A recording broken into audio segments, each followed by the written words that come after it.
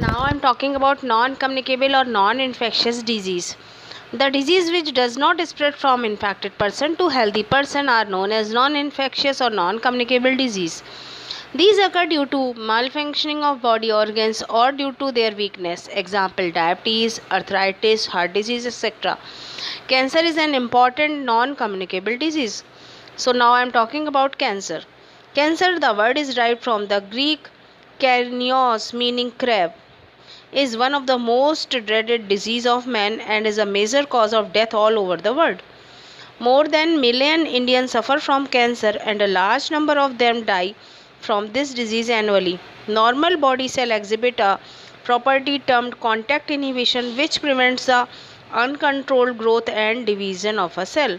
So cancer is uncontrolled cell division. Cancer cell fails to exhibit contact inhibition, hence continue to divide, giving rise to mass of a cell called neoplasm, means for new formation or tumor. All cancer are characterized by the uncontrolled growth and division of cell. Cancer is one of the most dreaded disease of human being and is a major cause of death all over the globe. More than a million Indians suffer from cancer and a large number of them die from it annually. Cancer is a disorder of cell growth in a part of the body. The human body is made up of billion of microscopic cells, each with a special role and duties. Normally, each cell is orderly in growth and reproduction. They show a property called contact inhibition, by virtue of which contact with other cell inhibit their uncontrolled growth. Cancer cell appear to have lost this property. In cancer cell, in a part of the body become uncontrolled, they multiply rapidly and look different from normal cell under a microscope. They form a swelling which may be created. Normal cell know their place in the body and remain within the limit of the organ of which they form a part. But cancer cell know no such bond and they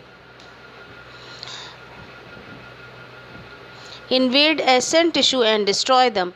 Their excessive growth is not only in nearby tissues. Some cancer cells penetrate blood and lymph vessel and spread to distinct organs like lungs, liver, bone and lymph glands, where they establish new cancer colonies. This moving and settling process is called metastasis, means transference of disease from a primary to secondary part of the body, and the distant colonies are called metastases. With such hectic, disordered and uncontrolled cell activity, the body's energies are misused and wasted. If this continue unchecked, all of the body reverse and are used up and it result in death. Cancer cells just continue to divide, giving rise to mass of the cell called tumor. Tumor are of two types, benign and malignant. Benign tumor normally remain confined to their original location and do not spread to other part of the body and cause little damage. The malignant tumor, on the other hand, are a mass of proliferating cells called neoplastic or tumor cell. These cells grow very rapidly, invading and damaging the surrounding normal tissue. So, all cancer are characterized by the uncontrolled growth and division of cell. There are two types of tumors, benign and malignant. Abnormal and persistent cell division localized in a particular region is called benign tumor. Benign tumor contains well differentiated cell, do not spread to other part of the body and cause little damage. The malignant tumor grow very rapidly, invading and damaging the surrounding normal tissue. The spread of cancerous cell to distant site is termed metastasis. Now I am talking about type of cancer. More than 200 distinct type of cancer have been recognized. They can be grouped into four main types: carcinoma, sarcoma, lymphoma and leukemias. Number 1, carcinomas. Carcinomas are tumors made up principally of epithelial cell of ectodermal or endodermal origin. They cover or line body organs.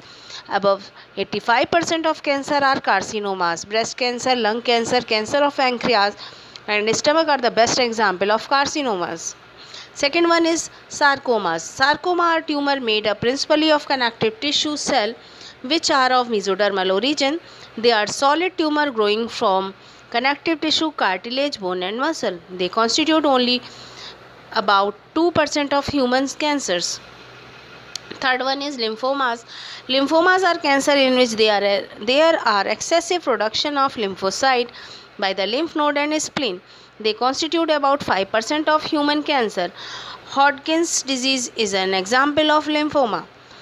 And fourth one is leukemias. Leukemias result from unchecked proliferation of cell type present in blood and their precursor in the bone marrow. Person affected with the disease show excessive production of leukocyte. They constitute about 4% of human cancer. Now I am talking about cause of cancer. Oncology, onco means tumor, is study of cancer cell. The agent that can cause cancer are called carcinogens. Ionizing radiation like X-rays and gamma rays and non-ionizing radiation like UV rays can cause DNA damage leading to cancer. Any agent that induce a cancer in carcinogenic or oncogenic is carcinogenic or oncogenic agent. Virus cause a number of specific cancer in animals. Viruses are responsible for 20% of human cancer. Cancer causing virus called oncogenic virus have genes called viral oncogenes.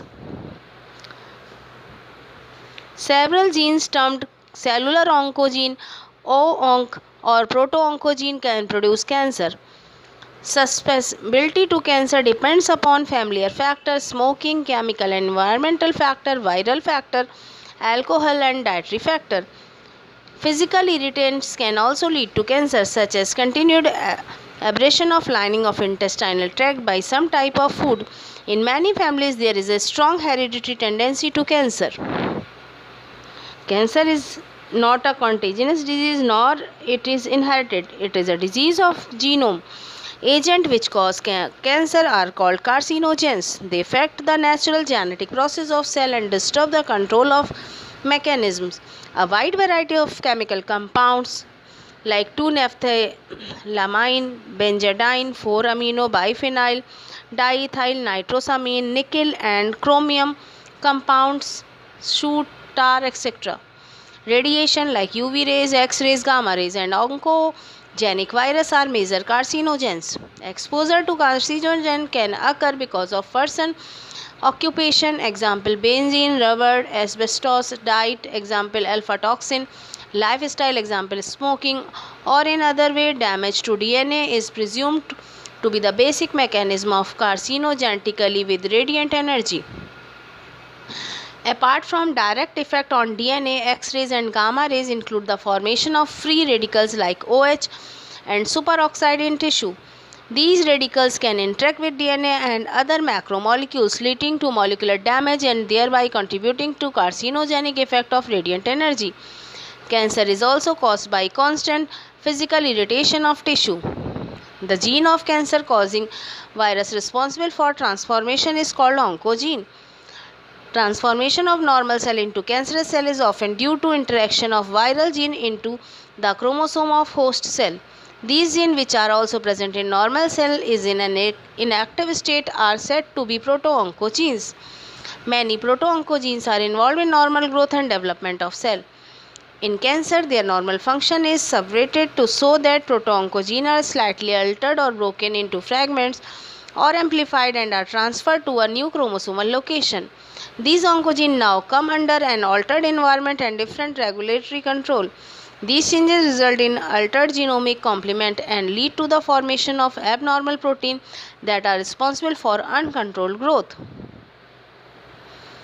The organ most likely to be affected. Cancer affects men and women almost equally, although certain organs likely to be more affected in each sex. For example, breast cancer occurs in predominantly in women and lung cancer in men. Of the organ of body most affected by cancer, stomach and bowel accounts for 24% of total, followed by lung 16%, breast cancer 15%, bladder, kidney and prostate gland 13%, skin 9% and female organs like ovaries and body and neck of the uterus 9%. Other sites account for the remaining 14%.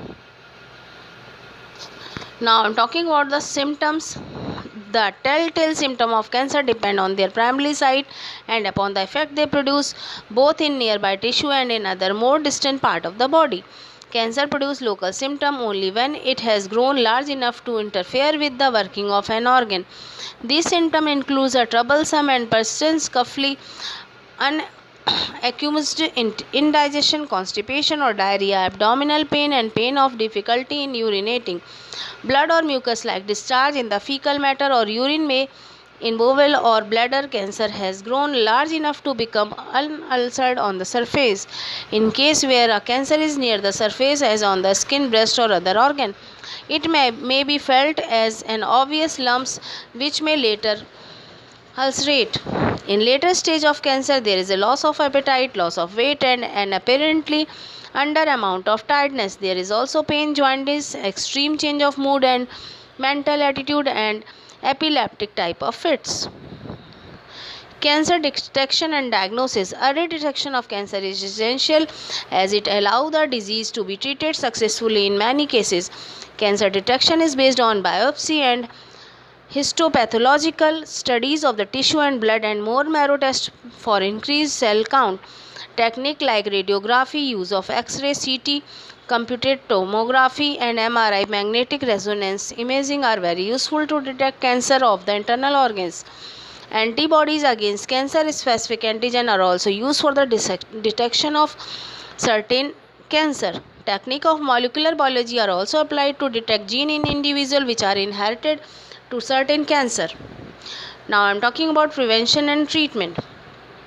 Because the exact nature and cause of cancer are unknown, there is no single group of effective drug that can be used against. However, the aim of medical treatment is to remove the primary site of cancer before it is spread to other site. Some method of treatment of cancer are: number 1, surgical removal. This involves cutting out the growth at the primary site together with an adjacent tissue and local lymph gland to which the growth may have spread. This is possible with breast, lung, kidney, testes, ovaries, bones, uterus and skin, but it cannot be done with the brain. Second, radiotherapy. X-rays and other form of activity are used to destroy cancer cell, but normal cell remain undamaged. The treatment is based on the fact that abnormal and rapidly growing cancer cells are susceptible to low level of radioactivity, but normal, more stable cells are not. In some extensive cases of skin or breast cancer, radiotherapy may be the only practical treatment. Third one is chemotherapy. There are certain drugs that destroy cancer cell without damaging normal cell. They are called cytotoxics. Excessive doses, however, also destroy normal cell and kill the patient. Cytotoxics have been dramatically successful in curing cancer such as Hodgkin's disease, some form of leukemia and certain rare cancer of the male and female genitals. Catharanthus roseus, a member of the family Apocynaceae, is the source of two anti-cancer drugs, vincretizine and vinblastine, used in the treatment of leukemia. Fourth one is immunotherapy. Since the tumor cancer cell affect the immune system, patient are gives biological response modifiers such as alpha interferon, which activate the immune system and help to destroy the tumor. Outer treatment.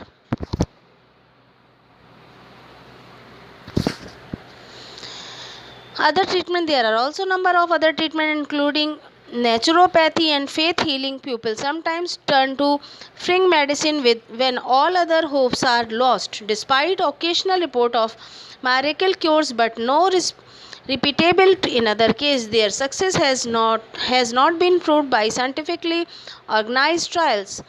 Whatever treatment is used, it works best if given at the earlier possible stage before any extensive spreading of cancer has taken place. However, regular checkup and screening are the best preventive measure to detect any cancer in its early stage.